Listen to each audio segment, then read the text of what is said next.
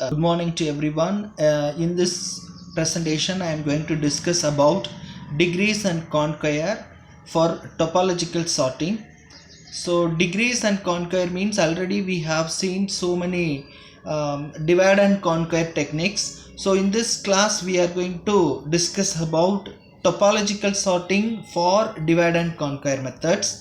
So here the degrees and conquer technique is mainly used for exploiting the relationship between solution and a given instance of a problem, which means that whenever we have a large size of problem, we used to divide the problem into different constituent problem, and each problem will be solved individually, and the result of all those things will be combined together to give a solution for the main problem. So this can be implemented in either top down approach or bottom up approach. Means that if the problem size is very large, then we used to divide the problem into sub problem. Then each sub problem will be very small in size. Then the solution of each sub problem will be combined together. Then it might be the different solution for another sub problem. All those things will be combined together. Keep on, we will move from bottom to top. That's why it's called it as bottom up approach.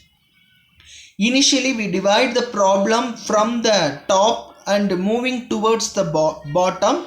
So it first the dividing the problem is followed by the mechanism of top down approach.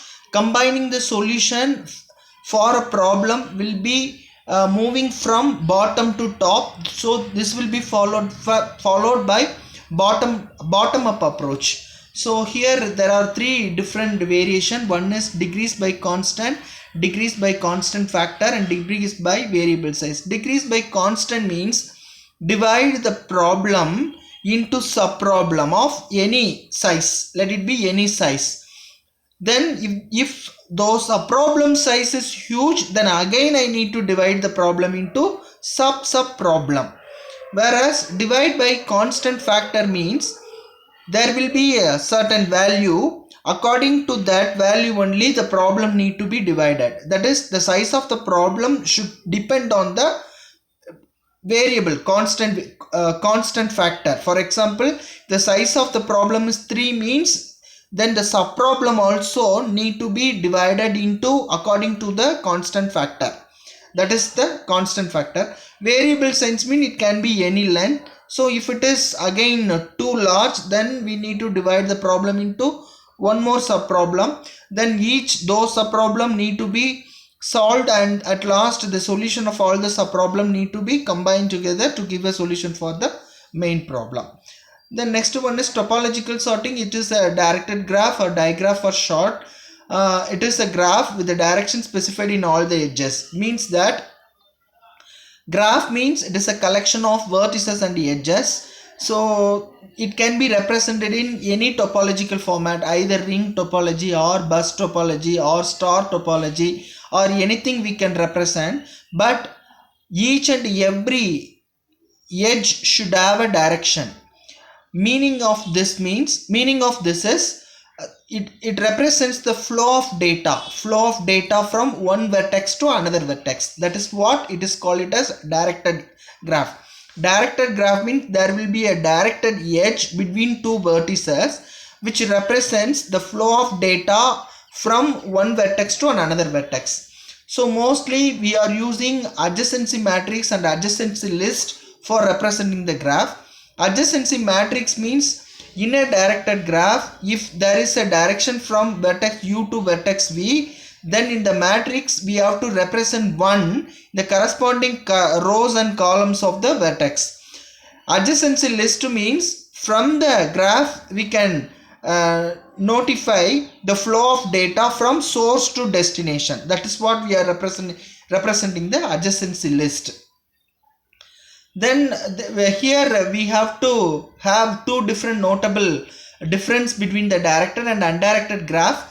The adjacency matrix of a directed graph does not have to be symmetric. It can be asymmetric, and the edge in a directed graph has one corresponding nodes in the digraph of the adjacency list.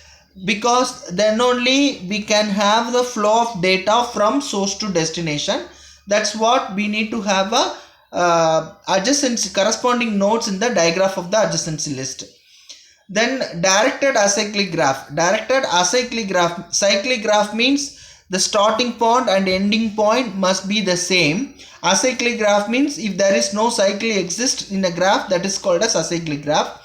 That is, it is a sequence of 3 or more of its vertices, as I said before, starts and end with the same vertex, in which each vertex is connected to the immediate predecessor by an edge directed from the predecessor to the successor. So predecessor means in our graph the source node is a predecessor. Successor means that last the destination will be the successor. Next, let us discuss, this is also can be applicable in birth first search and depth first search. We will see now. The difference between birth first search and depth first search is data structure in DFS is stack, BFS is queue. Vertex order means in DFS it will be 2 ordering, whereas in BFS it will be 1 ordering. In DFS edge type is tree type, BFS edge type is cross edge, and the applications of DFS is connectivity as well as the acyclic graph representation, whereas in BFS also it will be connectivity as well as acyclic graph representations. So this is all about topological sorting. Thank you.